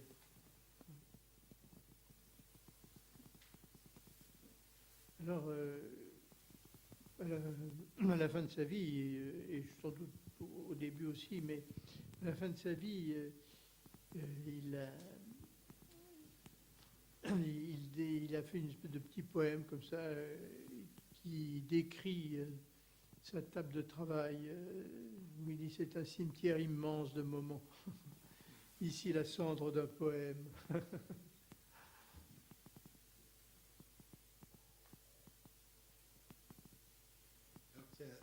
C'est un Oblomov qui aurait réussi à dépasser son... Oui. Et il avait la vocation oblomovienne, elle est chez des Esseintes, dans le roman de Huysmans, à rebours. C'est un Oblomov délibéré. Oblomov, il est Oblomov malgré lui, parce qu'il ne peut pas faire autrement. Il se replie comme ça, il finit par réussir à ça, alors que des Esseintes organise tout. Il achète une maison, il la fait construire, il organise les menus, tout est prévu pour le protéger, pour être une espèce de coquille dorée dans laquelle il cherche à s'installer. Et il avait sûrement une sorte d'idéal oblomovien. Et alors, contrairement à Huysmans dans À rebours, et contrairement à son ennemi intime Claudel, il n'y a pas de secours possible dans la mystique ou dans le religieux. Il l'a abandonné. Mais au début, oui. Au début, oui, mais enfin, au début, oui. Il s'en dégage complètement. Oui. Ça, c'est quand même fort. Parce qu'après, il faut se battre, si on a pas ça. Tandis que Claudel ou Huysmans, ils y vont. Hein. Oui, ils y vont. D'ailleurs, Huysmans dit, c'est ça où je me mets une balle dans la tête. C'est la religion où je me mets une balle dans la tête. Non, l'autre accepte de se défaire de ce pare-feu, n'importe lequel, et il va plus loin. Comme en analyse. Là aussi, il y a un clivage chez Valéry, parce que il garde malgré tout une forme de... Oui, il devient parfaitement agnostique, mais il garde malgré tout une espèce d'admiration pour la religion, pour la prière. Il dit que malgré tout, la prière, c'est quelque chose de tout à fait étonnant. Je crois que dans une correspondance avec Claudel, dans une conversation avec Claudel qui a été entendue par un tiers et rapportée, ils disent, mais la messe, au fond, c'est un théâtre fantastique, c'est une pièce extraordinaire. Oui, mais bon, ce qui participe peut-être au fait qu'il a renoncé, je ne sais pas, enfin, qu'il a perdu la foi, c'est qu'il a perdu son père très tôt. Et ça, pour rester religieux, après qu'on ait perdu son Dieu, manifestement, c'est compliqué. Et pour autant, on en garde une certaine nostalgie. Oui, mais enfin, quelquefois, au contraire, ça précipite. Oui, mais pas chez lui, pas chez Non, lui. pas chez lui. Pas chez lui. Mais je pense que c'est la terreur de cette expérience, qui n'était pas une expérience mystique, que cette espèce d'amour invraisemblable pour Madame de Rovira. Et je pense que ça lui a fait peur, je pense. Et du coup, c'est là où il a dit l'idole de l'intellect. plus jamais de trucs mystiques, etc., etc. Il s'en est méfié ensuite comme Freud, hein, qui se méfiait de l'état océanique, hein, dans ses correspondances avec Romain Rolland. Hein. On voit que Romain Rolland, lui, au contraire, est tout prêt à se laisser bercer par les grands-messes, les foules, y compris les grands défilés nazis ou fascistes. Alors que Freud regarde ça avec une méfiance terrible. Et Valérie aussi. Mais bon, je savais qu'il y avait la mort, peut-être cette inspiration, l'idée que c'était une inspiration narcissique comme ça envers une femme qui Oui. comme Narcisse devant Oui. D'ailleurs, les poèmes sur le Narcisse parle, ou Narcisse, on voit ça tout à fait. Hein,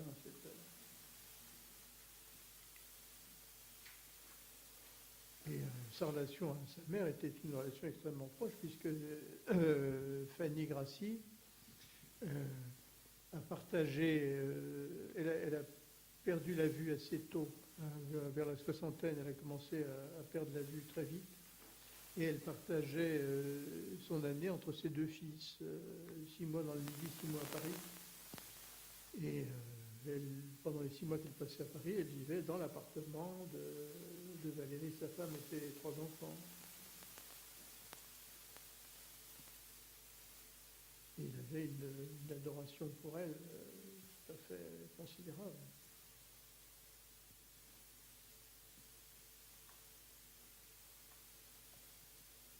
Et sur le plan de la bisexualité, une capacité d'identification maternelle avec les enfants. Il était d'une gentillesse incroyable avec ses propres enfants, avec les enfants des autres. Une de mes tantes m'a raconté comme ça des conversations avec Valérie sur la 4e dimension. Elle était philosophe et des balades à pied à Tréguier ou ailleurs, comme ça, où ils discutaient longuement. Et alors, après avoir discuté des heures de la 4e dimension, il s'était arrêté dans une pâtisserie célèbre de Tréguier, qui était la pâtisserie qui s'appelait Plus Quélec. Et alors là, il y avait des gâteaux qui étaient délicieux qu'on ne trouvait que là. Et alors Valérie, en les goûtant, dit, vous voyez, c'est ça la 4e dimension.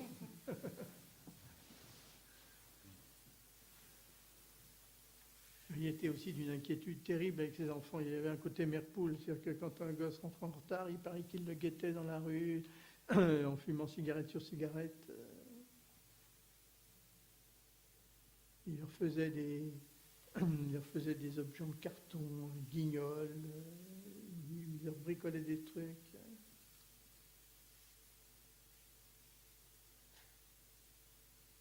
Est-ce qu'il donne à voir sur les photos? Les photos de lui sont apparentes de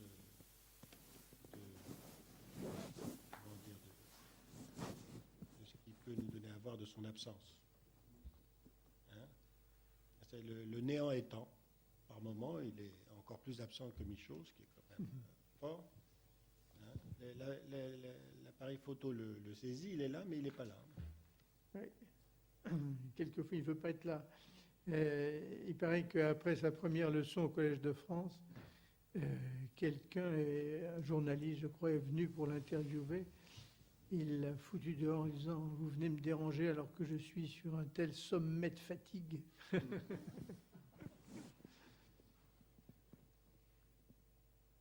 Mais je crois que ça dépendait pas mal des moments. Il y avait des moments où il s'isolait, comme ça il se reprenait, et puis d'autres où il était au contraire complètement charmeur, séduisant, séducteur, causeur, brillant. Mais alors, à certains moments, il n'était absolument pas attentif aux autres. Il y a une citation de Gide dans son journal où il dit « Paul est insupportable, il parle tout le temps, il n'écoute personne. »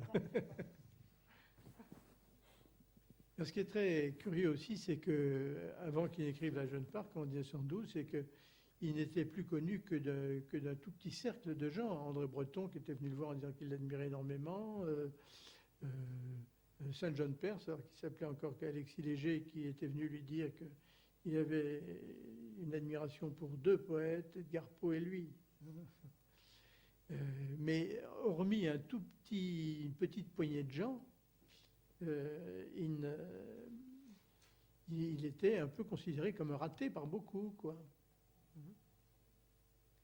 Alors, il y a une lettre à sa femme où il raconte une visite de mon grand-père à Perros-Guirec. Sa femme est malade, elle est en cure, je ne sais où, et il est avec les deux enfants, puisque le petit François n'est pas né encore, à Perros-Guirec. Et Maurice Denis vient lui faire une visite. Et alors, il écrit après le départ de Maurice Denis une lettre à sa femme en lui disant conversation avec Maurice, ou excellente conversation avec Maurice Denis, etc. Quelle santé, il a des bras gros comme ça, une maison immense. Et effectivement, à l'époque, Maurice Denis était incroyablement plus connu que ne l'était Valéry.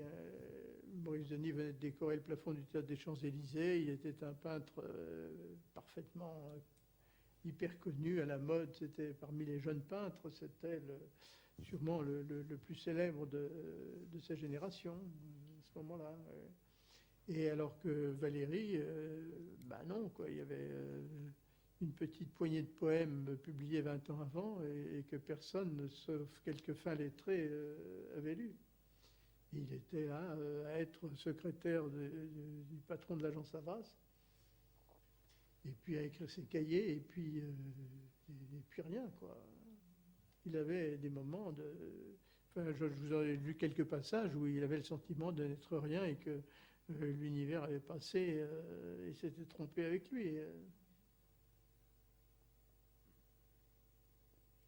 Alors, il est possible que l'écriture de la Jeune Parc, c'était le coup de pied sur le fond de la piscine.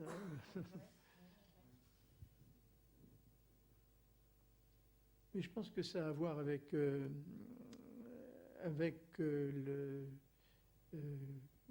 l'intérêt pour Mallarmé. Je pense qu'il avait une telle adoration pour Mallarmé que le fait qu'on republie, que Gallimard se propose de publier l'ensemble des poèmes de Mallarmé a dû le toucher beaucoup et le relancer par rapport à ce projet non abouti d'écrire le tombeau de Mallarmé.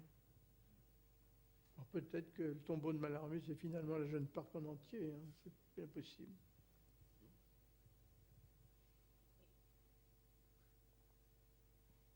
Et où il a une écriture, oui, le linceul, oui.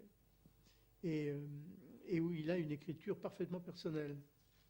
Alors que dans les poèmes plus anciens, il a une écriture personnelle, mais on sent les influences de Mallarmé et de Rimbaud. Et c'est vrai, au fond, que par rapport à cette absence psychique externe, l'absence des pertes, etc., il y a toute une partie de sa poésie qui reprend le plaisir de la transformation, de l'absence qui se transforme en jouissance. Etc. Oui, et qu'on voit dans le... Alors après dans le cimetière marin. Voilà. Oui. Et dans tout... Comme le fruit se fond en jouissance, etc. Comme on délice, il change son absence. Dans une bouche où sa forme se meurt. Je hume ici ma future fumée. C'est complètement repris dans un plaisir.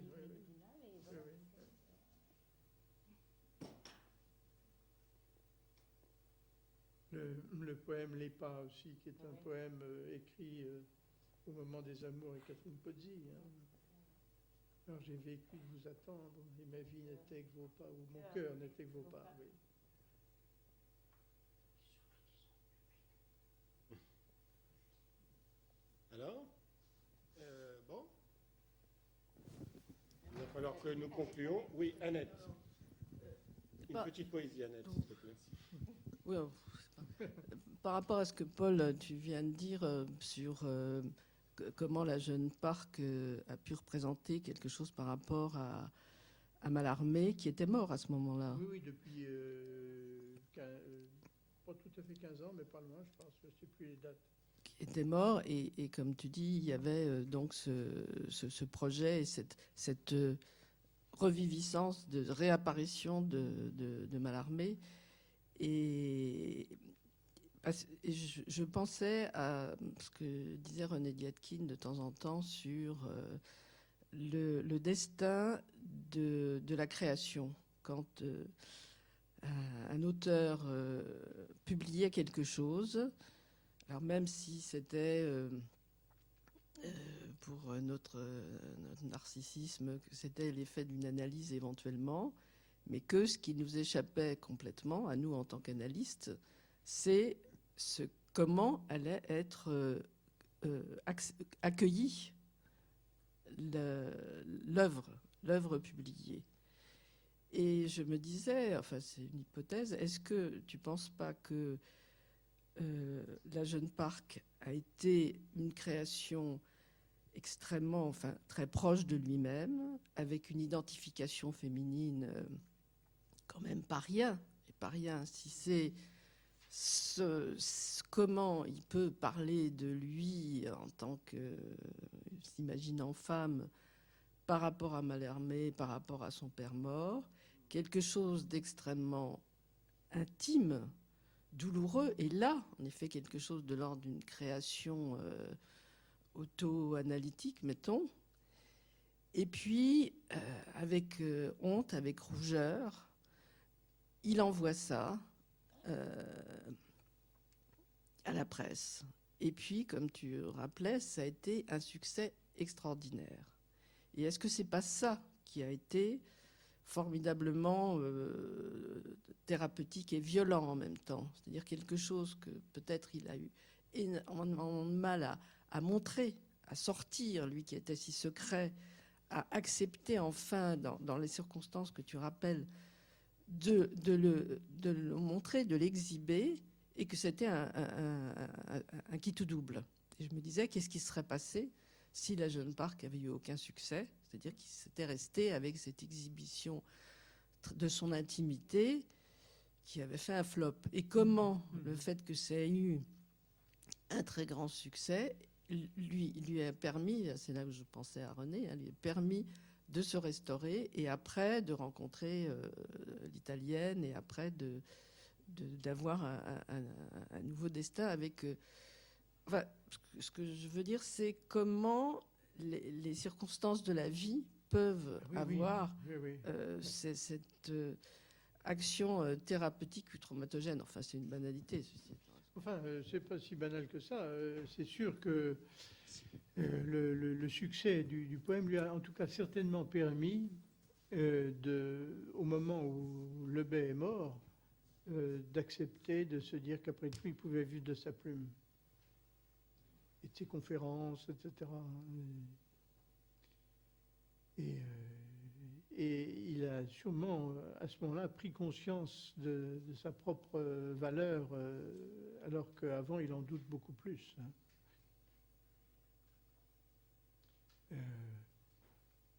Catherine Pozzi, qui lui en veut abominablement après qu'ils aient rompu, dit de lui qu'il ne rêve que prix Nobel, qu'il intrigue pour l'Académie française, qu'il intrigue pour tout, etc. Enfin, c'est sûr que pour entrer à l'Académie française, il faut faire un certain nombre de démarches, on n'y entre pas, mais elle regarde ça avec une espèce de côté critique, mais en même temps, beaucoup de gens l'encouragent.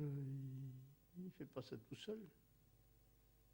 Oui, sauf qu'il il est invité, même s'il a lui-même demandé à entrer à l'Académie française relativement tôt, après M. Test, il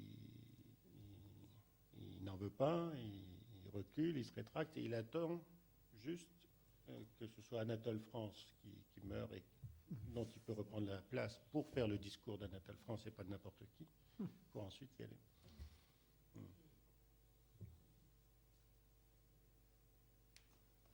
Oui. Il a été au Collège de France. Oui, oui. Il a été au Collège de France, mais alors qu'est-ce qu'il enseignait? Une chaire de littérature. Pour quelqu'un qui était tellement inhibé, qui doutait tellement de lui. Et une chaire de littérature, oui. Et il faisait son cours tous les, je sais pas, lundi ou mardi, et c'était bondé. Ah oui. Alors, je pense que beaucoup de ces textes-là ont dû paraître.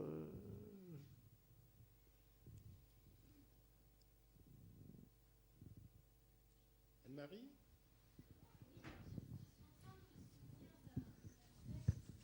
Sur la danse, Degas, danse-dessin. Je suis en train de me souvenir d'un texte de Valérie sur je pense qu'il s'intitule Degas danse-dessin, non? Que j'ai lu il y a très longtemps, et de me dire qu'il y a toujours, je ne sais pas à quel moment c'était écrit, mais il y a toujours eu cette affinité, cette attirance, cet intérêt pour le pré-verbal, pour l'ébauche, pour le préliminaire, pour la matière poétique du poème quand même, malgré le privilège de l'intellect, n'est-ce pas, pour le pré-verbal. Et le non-verbal pour les peintres. Oui, le non-verbal. Il écrivait, enfin il faisait de la peinture, et il a beaucoup dessiné. Hein. Et pas mal. Et je me demandais aussi si le poème La Jeune Parc avait jamais été mis en musique. À ma connaissance, non. Mais mes connaissances musicales sont quand même très limitées. Hein. Il faut quand même que je l'admette.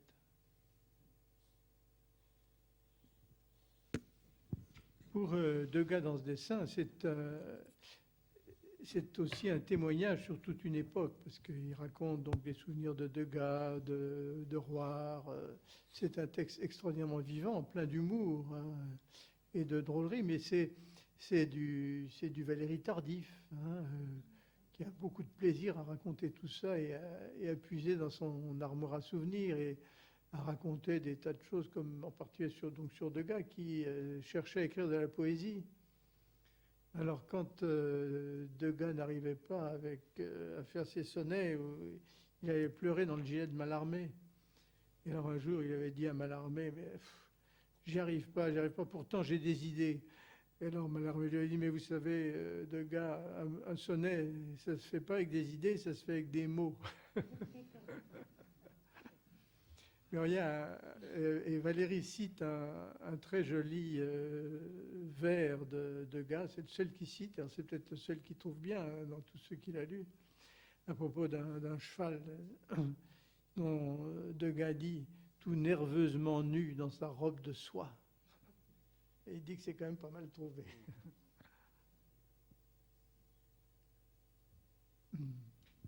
Mais on sent là toute la capacité à l'amitié de Valéry, le plaisir qu'il a à raconter les gens qu'il a aimés, que ce soit Mallarmé, Degas, Roire, etc. Au-delà du côté pittoresque des anecdotes, on sent l'affection qu'il avait. Dans ce que Annette Fréjaville disait tout à l'heure à propos au fond de la bisexualité psychique, hein, bien assumé que ce poème peut représenter, c'est vrai, et c'est un poème qui est dédié à Gide, hein, grand ami et grand homosexuel, hein, et dont Valéry n'a accepté de voir l'homosexualité que tard. Très tard. Ah oui. 40 ans d'amitié sans s'apercevoir de rien, c'est beaucoup.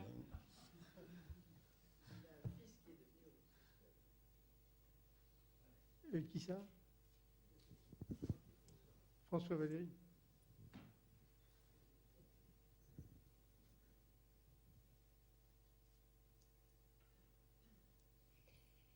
Mais par rapport à ce que vous disiez là du succès, enfin du côté thérapeutique du succès de La Jeune Parc, je me disais qu'en même temps, un poème enfin une œuvre qui a un succès, c'est que il y a exhibition et voile en même temps. Et le succès est dans le voile et dans le montré caché, quoi. Oui, dans le compromis. Dans le compromis. Oui, oui. Et c'est ce compromis qui a du succès, qui est probablement très très important, quoi. Et ça, c'est le miracle de la fonction littéraire ou de la fonction poétique. Hein. C'est ce jeu entre quelque chose d'inconscient que l'on peut approcher à travers le filtre de l'œuvre. Voilà. Si c'est trop cru, c'est intolérable, et si c'est trop voilé, c'est ennuyeux. Hein. Ça, C'est toujours ça. Hein.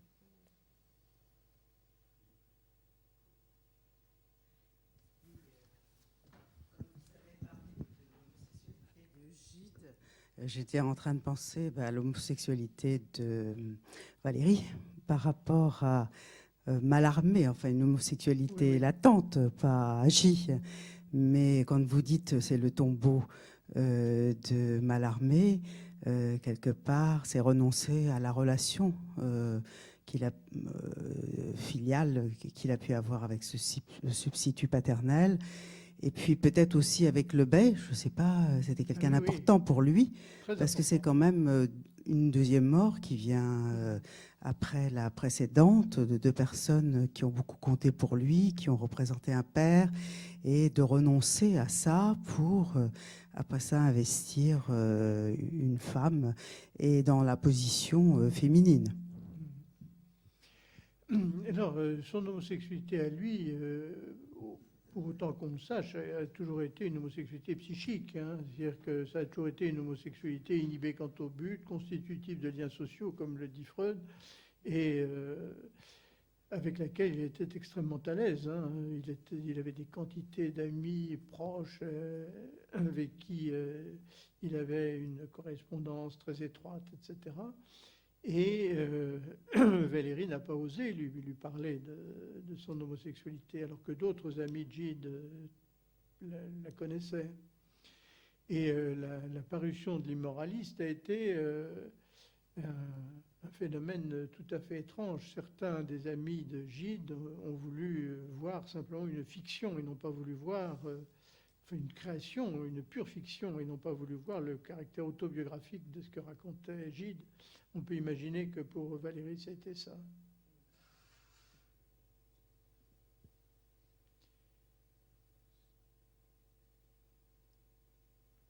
Je sais que,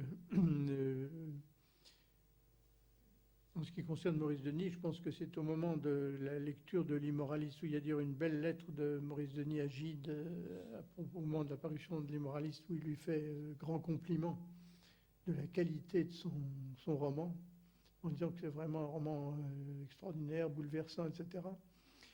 Mais on le sent gêné par ce qu'il perçoit de confession chez Gide.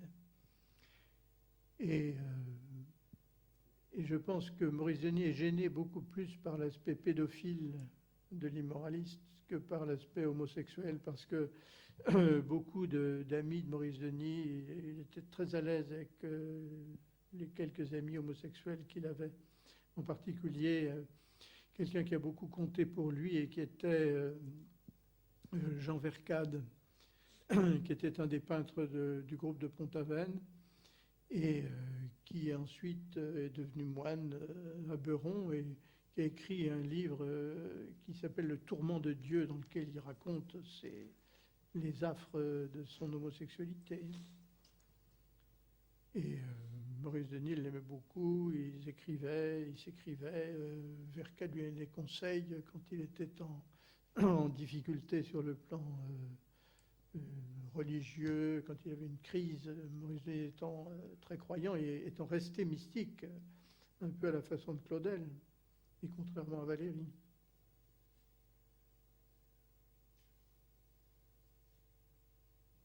Alors vous avez parlé de répression plutôt que de refoulement, et que tous ces éléments qui étaient réprimés donc étaient ressortis dans le poème de la Jeune Parc.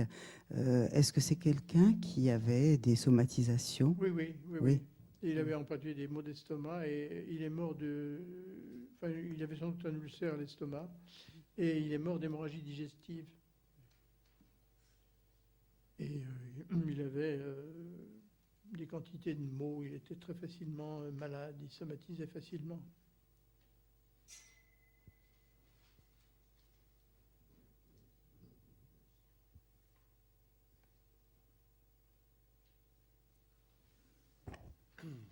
Bien, bon, on va rester sur ce rappel à l'importance du corps.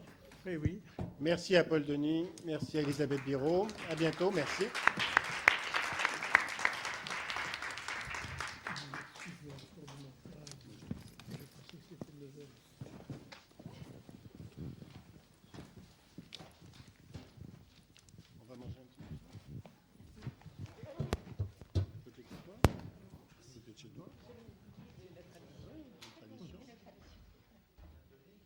Enfin, pas très loin, c'est aux Aiguilles. Oui, à côté. Après, je te raccompagne. Dans quel quartier? Moi, je suis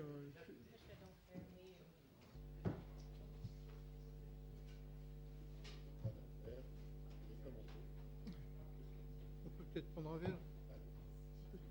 Oui, je pense, parce que l'idée, ça serait... Pour moi, ça serait un peu trop. Bon.